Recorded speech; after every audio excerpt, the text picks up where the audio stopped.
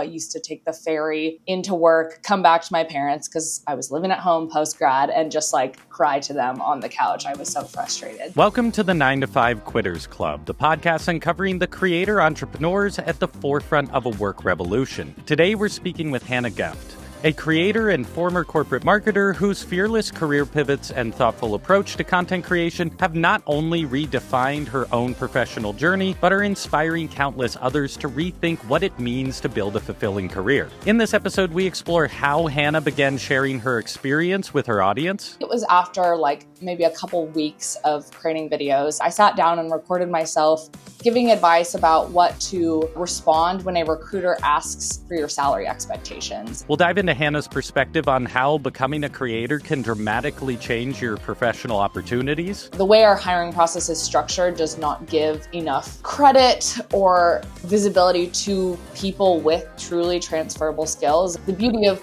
the world of content is it's accessible to everybody. Anybody can get on Instagram or TikTok and make a video. And make sure to stick around till the end for Hanna's actionable advice on building skills through experimentation and creating opportunities that align with your passions. A big strategy I leaned on when I was pivoting, especially from recruiting into marketing, was side projects. Can I apply this theoretical knowledge I've gained, but also, do I even like this work in the first place? This episode is packed with insights on navigating career transitions, leveraging creativity, and designing a life that prioritizes fulfillment over convention. Let's dive in, and we hope you enjoy this conversation with Hanna Goefft. I consider my content creation journey really starting back in college, not because I was creating content, but because that was the first time that I ever felt the career frustration of not knowing what I wanted to do, which has inspired so much of what I made so far. I actually studied economics and accounting when I was in college, and my university had a very strong pipeline to put accounting students into internships and into jobs, and it was very easy to follow without kind of looking up and looking around at all. Fast forward to graduation, I'm ending up in a job that my parents a year prior had been like, do you really think you want to do this? And I was like, yeah, whatever. It's a job. I don't have to go to the career fairs and do all that heavy lifting before graduation. And I ended up in a job that just was so draining, made me want to pull my hair out every day. I tell this story about how I used to take the ferry into work, come back to my parents because I was living at home post-grad and just cry to them on the couch. I was so frustrated. So that really sparked this first point where I had to look around and start to ask myself, what am I even interested in doing? If you know me, you know I'm a very stubborn person and I will not just kind of sit down and happily do things that I don't want to do. It was really important to me that I find a way to spend my day to day in a way that was motivating and energizing and fulfilling to me. So at the time I had no freaking clue what that should be, but it kind of kicked off this long multi-year effort of reflecting and exploring and talking to other people and considering, what might I be interested in. And I had this core truth about myself since my childhood. I've always been a creative. I'll raise my hand and volunteer to get on stage, to be the victim in the magic show as a kid. I felt like I had no idea what I wanted to do, but I knew there were these elements that just felt so authentically true that I wanted to find them. So thinking with my corporate hat on, I was like, what can I do that's a creative role? How about marketing? I first pivoted from accounting into executive recruiting. That was more of I just need to do something else. Here's a job opportunity through a connection. This is a great job because I can explore the world of recruiting and get to know all sorts of different corporate roles. After that, I was able to pivot from executive recruiting into a recruitment marketing role with a recruiting software company. So marketing was this first chance for me to really flex those creative muscles, get to know the vast world that is digital marketing and all the different facets and paths within it. And around the end of 2022 was when I first became aware of social media for more than just like a social photo sharing place. I had a friend who was creating content on TikTok. She was working with brands. She was earning some side income alongside her corporate job from it. And I was like, that's super interesting. I have this hunger to do something else outside of this like corporate role. I had dabbled in creating and selling art. I had built an Etsy page that I never really took anywhere. So I had this like big appetite to pick something else up. And so at the end of 2022, I started creating my little trending audio videos on TikTok that were just me doing some silly voiceover with text on the screen. And I remember, I think it was after like maybe a couple weeks of creating videos, I sat down and recorded myself talking to the camera, giving advice about what to respond when a recruiter asks for your salary expectations. And if you remember, the end of 2022, early 2023, the tech hiring market was crashing pretty heavily. We had gone from this big post-COVID hiring boom to just massive layoffs, taking the major cushy job cities by storm. And so it came at a time where there was this really big appetite for hiring content and advice to help people land better, higher paying jobs. And so, I maybe had 100 followers on TikTok at the time, but that video hit like 20,000 views. And so that was kind of the first signal for me that, oh, there's something here. People are quite interested in this. And with my experience as an executive recruiter, coupled with this role in recruitment marketing for this recruiting software company, I was consuming all this recruiting and hiring information on a near daily basis. I was the friend that people would go to for negotiation advice and help building a resume. And it just felt obvious to me to share that because there so clearly was a need. And, that first kind of video traction signaled to me that people want this. People there's good feedback here. I remember committing early on, like, I want to treat this like a job because I had gone into it so intentionally looking for that kind of side hustle thing. And I actually got my first brand partnership, I think it was like end of December. I had started in November and I had a brand reach out to me. They paid me $40 to make a video. I remember I tried pitching them 400 because I was like, shoot your shot. And they're like, how about 40? And I was like, sold. Let's do it. Signed a contract that had so many like red flag terms. I didn't know what the hell I was doing. I definitely assigned the usage rights in perpetuity for the video, which you're never advised to do unless they are really paying for it.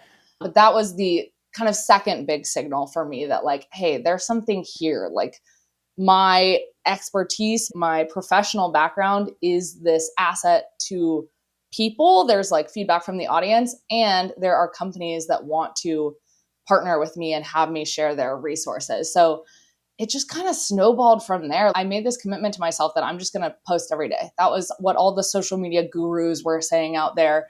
If you do one thing, practice consistency. And I only started on TikTok. I didn't really even bother with Instagram until the beginning of this year was when I started to take it seriously. And those early days for me were just about experimenting and building the habit. Like, I think that was the best thing I did for myself, was just build that consistent ideation and creation habit. That was just about 2 years ago. And I just left my corporate role back in April to go full time and do it. At this point, and you have a long career ahead of you, but of all the hats you wear as a creator, you've worn also having a 9-to-5 as a creator, you kind of are like CEO, marketer, all of these things. Do you have an identity that you think carries through all of them, or a title you give yourself? The other way I like asking this is like, if you're doing this in your 80s, what is it that you do? I love this question. And I think the answer is something I've arrived at through the process of creating content. Like, I don't think I could have given you this answer a year or 2 years ago. But to me, it's being a generalist. And I think that's because, like you said, I have pivoted so many times. I've tried on so many different roles and found that I can be successful at different things. And one of the pieces that I love so much about the business of content creation and the unlimited possibilities around it is, to me, it feels like this giant puzzle that you can piece all these different disciplines together. You can grow any kind of business you want and use content and marketing as the fuel to earn that visibility. But it's the first time that I've ever really felt like I genuinely enjoy the mental gymnastics around the actual work itself and trying to kind of picture like, what is this multi-piece puzzle that I want to work towards that can hit so many different disciplines. To me, content is like this playground to just go see how things work together. And so I think, I would like eventually to evolve past short form video. I'd love to get into written more. I am thinking about what can a business look like beyond this? But I think the through line that will always remain true is that generalist perspective of combining different disciplines, having that like core understanding of how things work together, and then using that to like play it like a game and just build. That speaks to the pivoting thing, which is kind of what I want to get into next. I just see whether it's creators or people trying to break into the space, or they start, it can be a long journey. You had early validation, but sometimes some people, it takes a long time. But like just the mindset that you could get a job and then pivot to this, just even to apply to that job. Like, where do you get the chutzpah to think you've never done a job before, but like you have the skills to do that? I could go into a whole rabbit hole on this. I think a lot of hiring is broken. I think a lot of hiring is hyper focused on past experience, having done a specific thing. So much of, this is not true for every job. Like you can't just pivot into becoming a doctor and like be good from day one. But so many knowledge worker jobs are learned on the job. The way our hiring process is structured does not give enough credit or visibility to people with truly transferable skills. And there's some great work being done by a woman named Millie Tamati with a community called Generalist World. And I am like so behind what she is doing because it is bringing this visibility to people that have these generalist skill sets. A big strategy I leaned on when I was pivoting, especially from recruiting into marketing, was side projects and just building my own experience and trying my hand, not only to prove like, can I do this and can I apply this theoretical knowledge I've gained from like hours of researching and listening to podcasts and informational interviewing, but also do I even like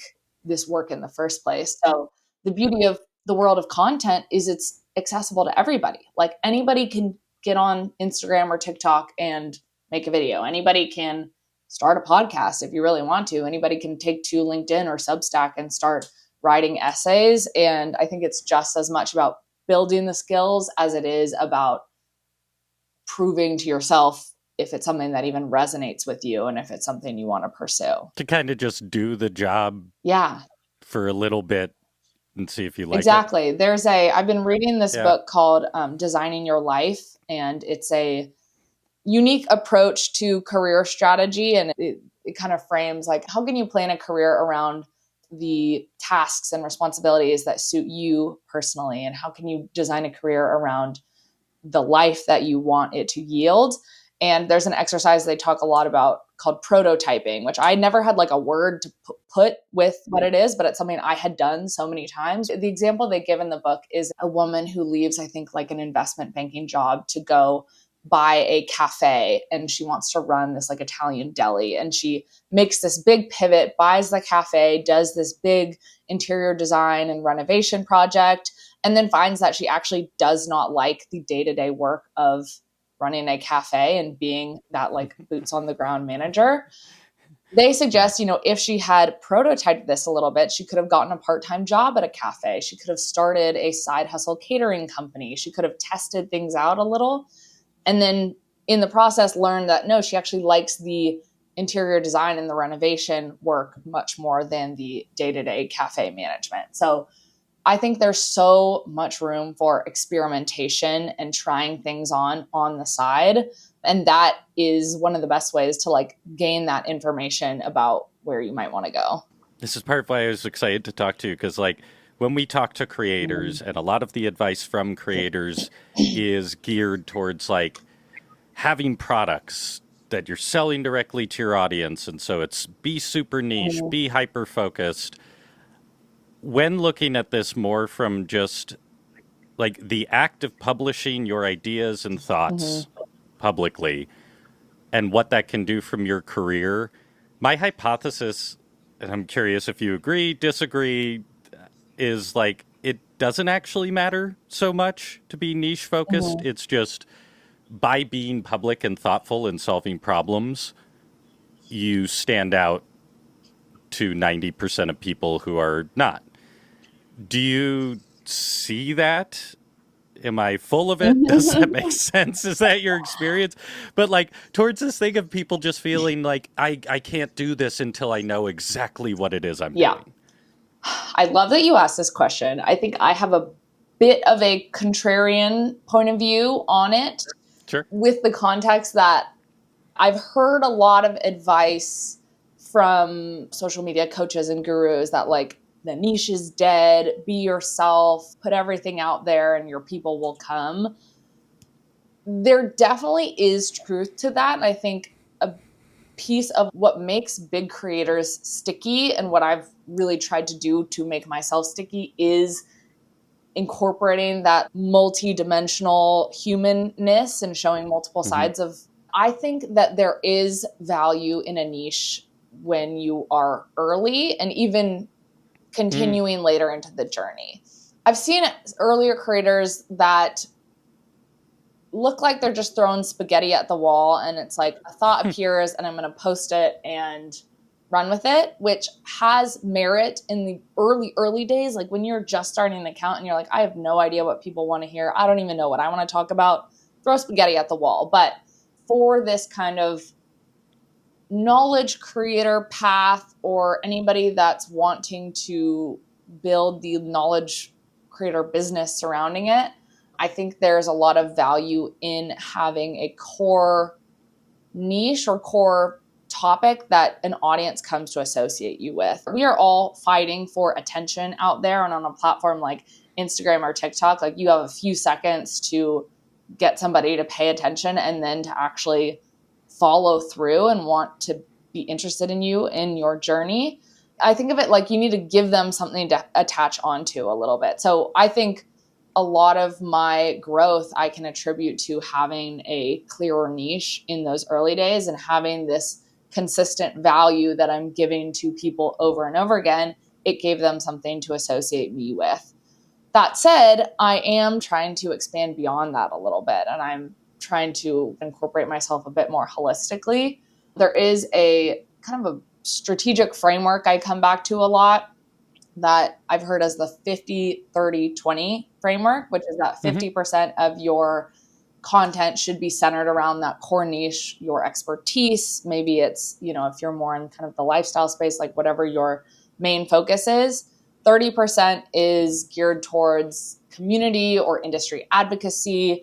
I think of it almost as like your perspective on things that are happening very outwardly as a way to pull people in. So if we look at mine, for example, I do a lot of career education. I do how-tos. I'll give my opinion on maybe a career decision or strategy. That 30% outward content might be talking about return to office mandates that companies are doing or family leave policies. Like it's this very outward focused industry trend stuff.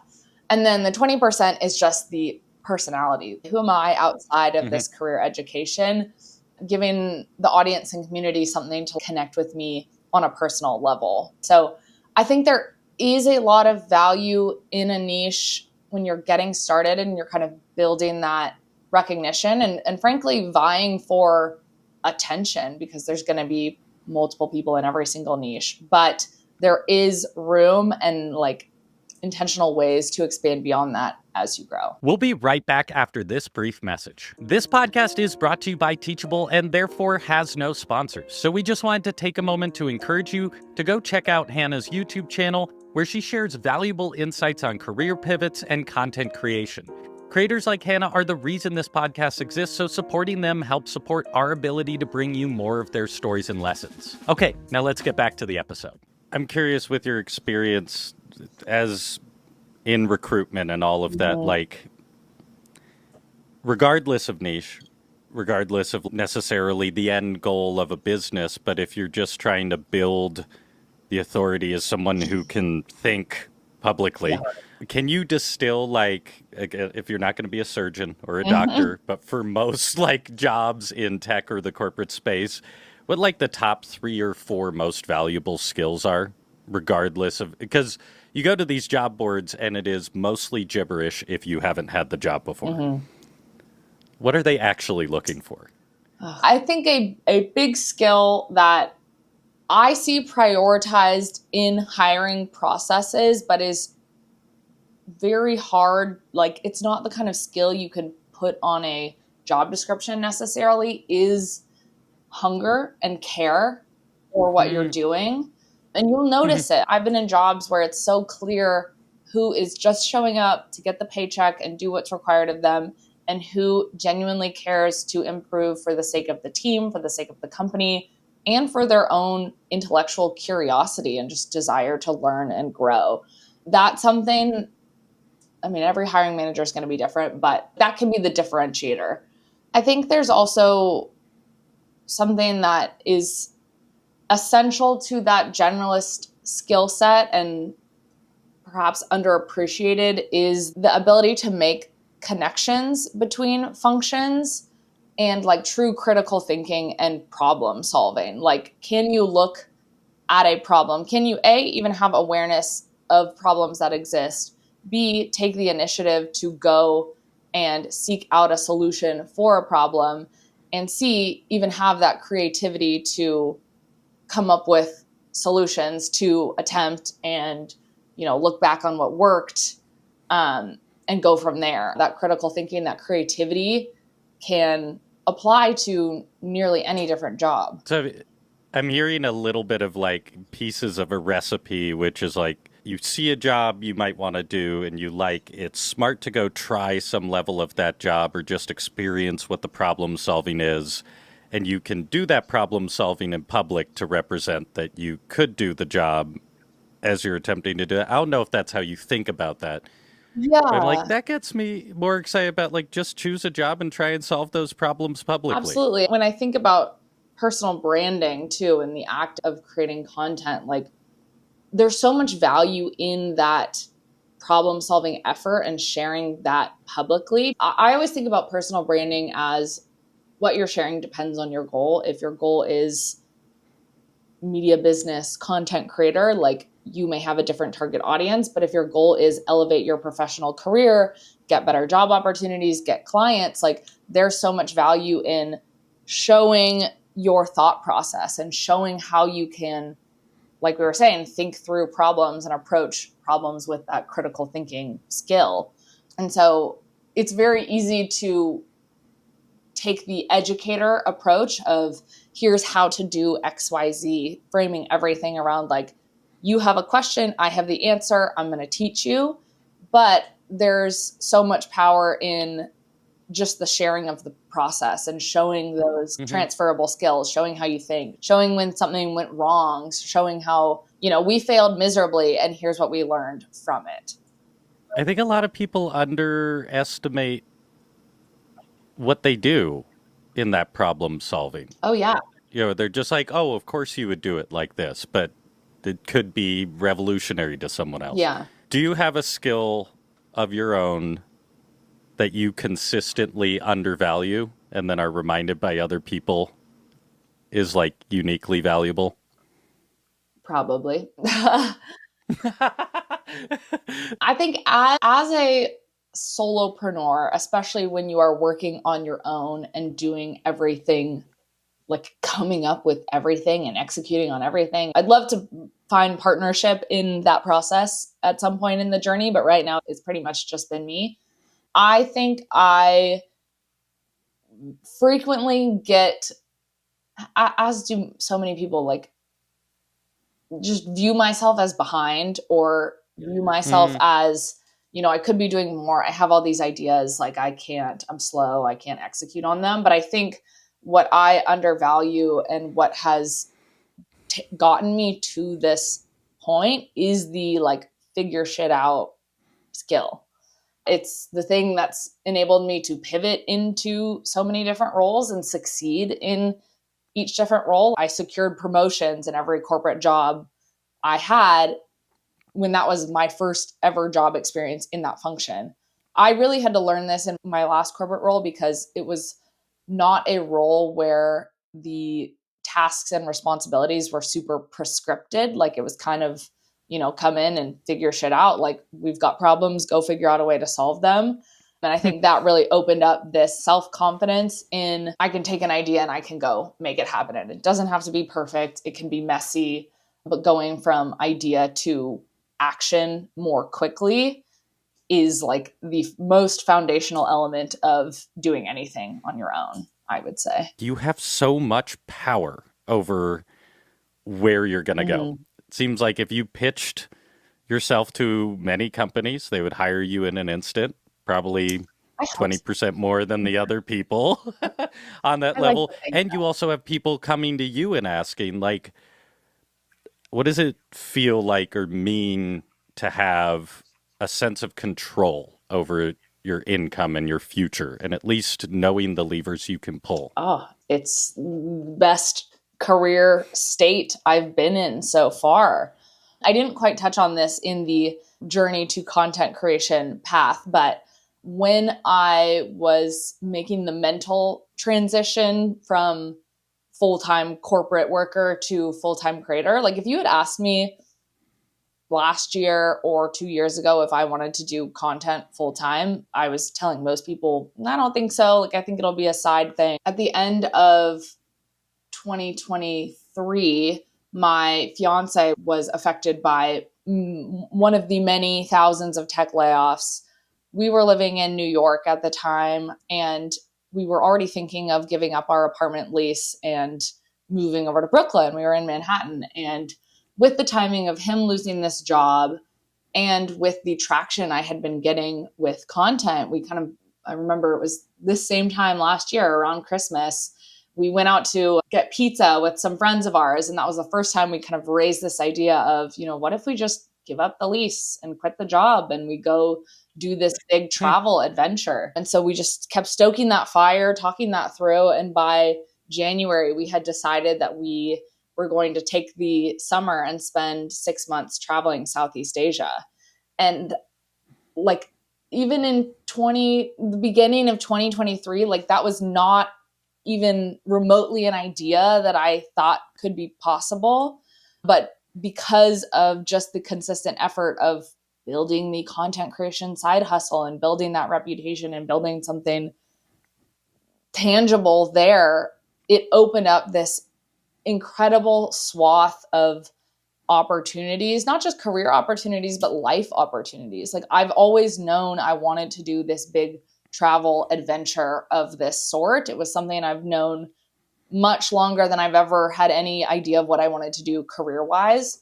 And all of a sudden, the opportunity was directly in front of me. Suddenly, I'm in this flexible job where I have control over the hours that I work. I have control over where I'm working, and I have the financial cushion and consistency from all that effort I put in to enable both of us to live off of that income and do this travel experience. So we actually just got back from that in October. And once again, because this world is so uncharted and it opens up all these doors that you just can never expect, we're actually entertaining a travel to New Zealand on and off for 6 months next year. I've had to get a lot more comfortable with the unpredictability around it. Like, I've kind of adopted this digital nomad. I want to focus on life exploration just as much as career exploration right now. As we were making this decision about whether or not we wanted to go to New Zealand, the question that I kept coming back to was like, how can we not? How could in 10 years from now we'll regret not doing it? So I attribute all of that flexibility to having built something of my own and having built an income stream that is not reliant on an employer and a job structure. Traveling is like a whole beast of its own. And I do look forward to the day when I'm back in an apartment and can nest and settle again. But I feel like the business I've built around content has opened up this door to a different path for my life that I never thought I would be able to access.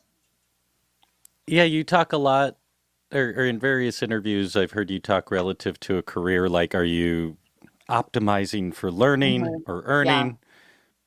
It seems like where you are now, you kind of get to do both. And that's why I love it. That's sick. That's why I'm like, coming back from this. So we ended up doing about 5 months across Southeast Asia. And my goal through that travel was prioritize travel first, keep the lights on, like I'm not saving a bunch of money, but I'm not dipping into my emergency fund. Like I just want to kind of go steady.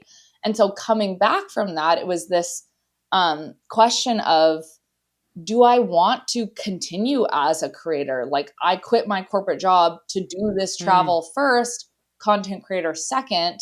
It's also a chance for me to experiment with this as a full-time job and decide if I like it.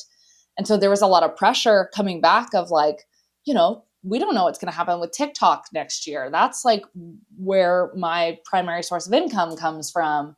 Do I want to continue on this path? What are the implications of that career-wise? And I've been trying to do a lot of reflection coming back from that. And I just consistently feel like I've never had a job where I am so intellectually curious about what I'm doing day to day. I feel so intrinsically motivated by the actual work rather than just the promotion or the raise or these kind of external validators. And that to me is just too good to give up. I can't imagine 10, 20, 30 years from now looking back and being like, why the hell did I not pursue that? Like, life is a game. This is the point. And I feel like I arrived that mentality around it. I never had that. This is fun and I'm doing it because it's fun. And I can earn a living around it. If you can win before the end, I'm enjoying the way I spend my day. I'm always surprised, and I guess maybe we'll talk in a couple years and see if you're more at this point, but I'm always surprised. You need $1 to $2 million in the bank. Objectively, you can typically live off that interest, live a good life, 70 to 90 grand. Creators just never stop. They just keep going and keep going. Do you have a peace out end goal in mind? It's actually on one of my life admin goals right now to meet with a financial planner and figure out what that number is for the lifestyle I want to live. But I think personality wise, I will always be working on something. And I look back at my entire career journey so far, which hasn't been for all that long. I'm almost 30. Like I've only been working since 2017. But I now can see that I have always been pushing to get to a state where I am doing work that I enjoy and I am working on things that are motivating to me and exciting and I am meeting interesting people. And like I've said, I feel like I've reached that state. I still have the financial pressure of like, I would love to buy a home someday. I want to build that nest egg. I'd like to reach that FI number. But I also want to set myself up so that when I get there, which I'm putting my stake in the ground, I can keep working on the things that I'm already doing because I already love them. And I just have more of the flexibility to let that intrinsic motivation drive rather than the financial need drive. Yeah, that's a great goal. It's really fun to hear that from you because most of the creators I've talked to are kind of past that point. And so I appreciate good for that. We're still working over here. Well, and a lot of them are a fair amount older, way deeper in this game, But it's just cool to hear how you're thinking about that early on because I don't think we get to hear that a lot from people. Do you have any quick advice for that process? Just speeding up the process of getting comfortable with a world of money you maybe didn't think was possible. Yes. Talk to people. Talk to other people and ask them what they're earning.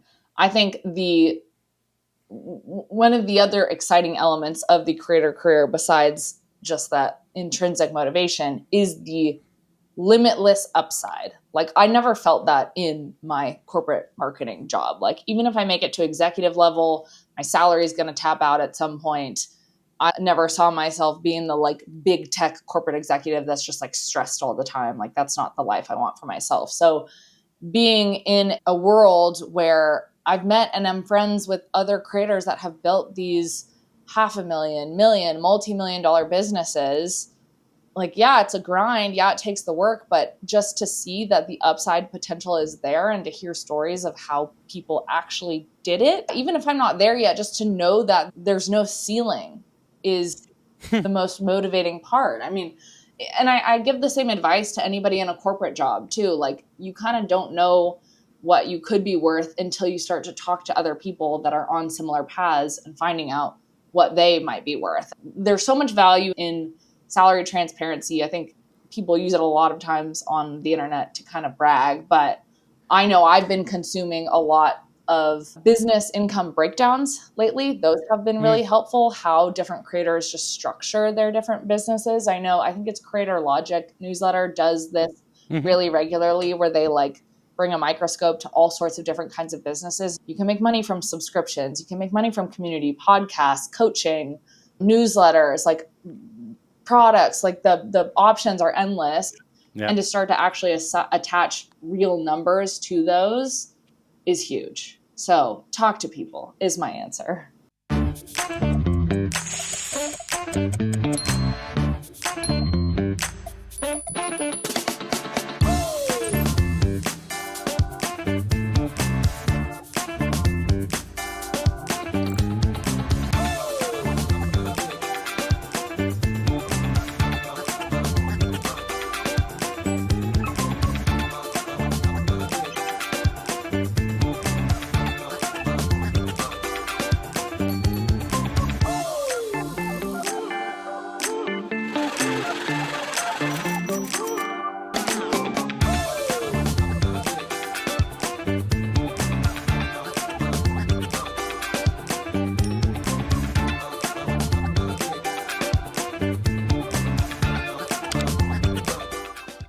I would love to see a day when an educational forward creator was the richest person in the world. Wouldn't we all? As opposed to some of the other people on that plate. Yeah. That's I wanted to, before we run out of time, I did want to pry a bit into why education with you, because it is what attracts me so much to this space and is just made up for any day where I'm not up for work or feeling grumpy. Is the creators we serve are, and I love entertainment creators, but all of our creators have some drive to help other people. Yeah. And I hear a lot like just the sentiment to help who I was 5 years ago. I really wish I had known this 5 years ago. Did you ever consider more of an entertainment route? Why choose helping people versus wanting to be Mr. Beast and buy islands and crash cars into lakes? Great question. I think there are a lot of layers to it. First is just like, I give so much credit to entertainment creators because it's a skill set I don't feel like I have, and I wouldn't even know where to begin with it because it's not something I've ever tried to put structure around and produce intentionally. So, I can have a sense of humor in a one-on-one conversation, but to sit down and like write out a joke is just not a skill set I have. On the educational side, even since that first accounting job, a big reason I didn't resonate with that job was because I couldn't grasp onto the end impact. I couldn't find the direct impact of why I'm spending so much time, hours, grueling effort doing this. Audit is a very important job. I do not discredit it, but for me personally, that taught me that I always needed that direct human impact and to see, here's the difference that I'm ultimately making, which was why recruiting resonated a lot more, because I'm like, these are real people with career desires and aspirations, and I'm helping them get to where they're going. I empathized a lot with it from a personal standpoint because I was so frustrated in my own career for so long. So I think just having that connection to the pain point And knowing what that felt and how demoralizing that was for so long has given me a ton of motivation to provide that support. I think education is more accessible too. There's definitely more I can learn about how to be a better educator, but when you have professional skills, when you have expertise of some sort, you always have something to teach somebody else who's behind you. And so I think that makes it a lot more accessible than trying to sit down and like come up with jokes that are going to do better than somebody else's. And I think there's, especially in the world of careers, like it's a massive market. Everybody has a career. Everybody, for the most part, is thinking about how they can do better. And so being able to even just provide a sliver of support for those people seemed so obvious to me. It wasn't this massive learning curve and like a whole new world that I had never approached. Like I was already somewhat educating my friends and helping them in their hiring processes. So it felt like a really natural transition. Yeah. So I'm curious, like with all this in mind, and as we wrap up, like I know you went the college route and everything, but where you are now, and also I just think the state of things, like with the job market it is, with a lot of Gen Z looking forward and choosing more like skill-based or electrician, plumber tasks because they just want a decent living. Yeah. If you were going to go back to your 18-year-old applying to college self, would you do it differently at this point? I think if I were to do anything differently, I would focus on exploration so much more, whether that was in or outside of college. I mean, we all come up so linearly through the education system. Everything's pre-picked for you. You just go out and do what is expected of you, and you try and make the right grades and pass the tests. By the time I went to college, my focus was pick a major and get a job. But if I could go back, I would have spent so much more time and taken so much more advantage of just learning everything that was available to me, much like I tried to do when I was actually in a career to figure out what direction I wanted to point myself. It was such an opportunity to just try everything. Given your experience in the recruiting side and also what being a creator has done for you, what would be your magic wand, make the world, make corporate America better move? I would love to get everybody in a job that fully resonates with every part of their humanity. And that's a lot of what I aim to do with my content, and my bigger vision is this tagline I come back to a lot that I think of as "Don't dread Mondays." And I think, it's something like more than 60% of people are dissatisfied at work and feel frustrated with where they're at. And I remember having this thought when I was fresh into that first job out of college, kind of looking around and being like, how can this be just what it is? Like, is this just what we all have to accept, that it's always going to be shitty and we just have to work and go home and that's the state of things? And I think everybody has some type of endeavor they will resonate with. People are intelligent, people are motivated, people are curious. And I think a lot of it is just about finding the right fit for that.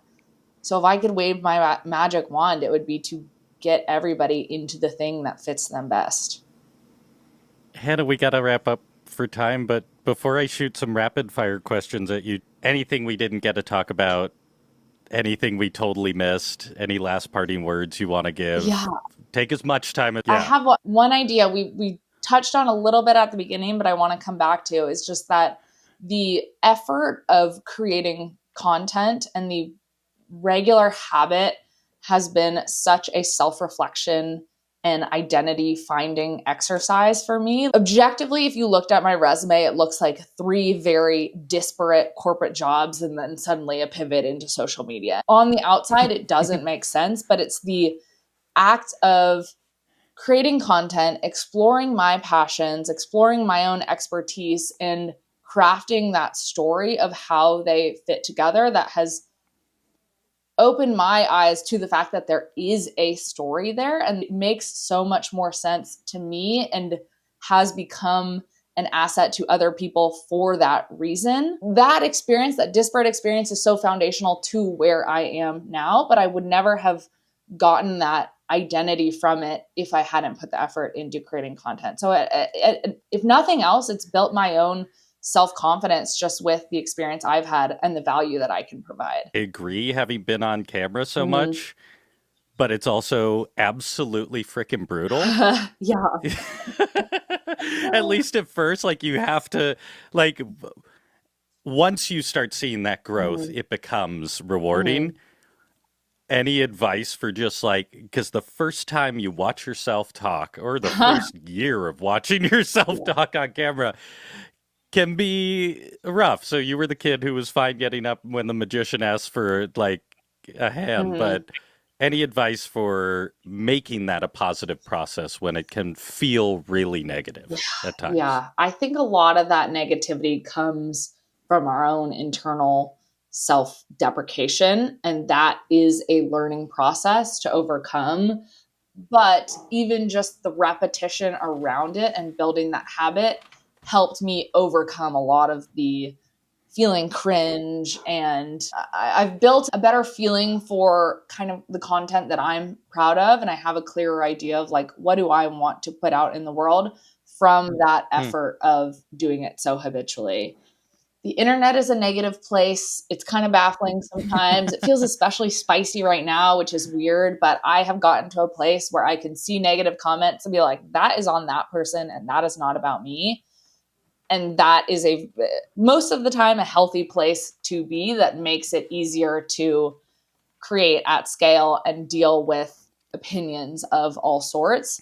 But it's a process to get there. And so I think, starting small, like if being on camera is too intimidating, start with videos and text on the screen, or start with writing. Write out your ideas and don't publish them yet. Like, just building those small reps early on that slowly get bigger and bigger every time can build your own confidence in your own ability and make the external perspective and validation of them matter a little bit less. Until the wheel is moving. Exactly. Right. Hanna, thank you so much. So excited to see your journey. It feels obvious that you're like just getting started wherever you go. So thank you for taking the time. I'm going to hit you with a few rapid fire questions before we wrap up. If you were to take one 9-to-5 job again, what would be the dream one you would take? I think it'd be really cool to do the top marketer for somebody else's creator business. I'm so focused on that right now. Just to do something, be with somebody that's so established, where you've got every piece of that puzzle built out. It sounds so fun. Clearly, I'm on the right track. The number one thing someone can do today to grow their career. I know it's a trap question because it depends on where they are. The number 3 things. Self-reflection and understanding yourself, continuing to build your skills and practicing just like continuous learning, and building your personal brand and gaining visibility for yourself around those 2 things. Last question. Who's a celebrity or creator that doesn't have an online course or any educational products that you would buy if they did? I think Tim Chusano comes to mind. I know he's cooking something up right now. Grace Beverly was that, but she just put out a course and I bought it immediately. Yeah. Well, Hanna, thank you so much. This is so fun. Excited to just continue seeing how you do what you do. I appreciate this. Yeah. This was awesome. Hanna is a great example of how embracing experimentation, building transferable skills, and staying true to your values can lead to a career that feels as fulfilling as it is flexible. I hope you learned as much as I did today, found something you can apply to your own life, and if nothing else, were inspired by Hanna's story to take a hard look at your 9-to-5 and make sure the way you work is working for you. If you want to join the thousands of other creative entrepreneurs who are building an income out of their impact, Click the link in the description to join the club and learn how Teachable can help you do the same. And if you enjoyed this episode, don't forget to subscribe to the channel and check out our recommended next episode linked here. Thanks for being here, and we'll catch you in the next one.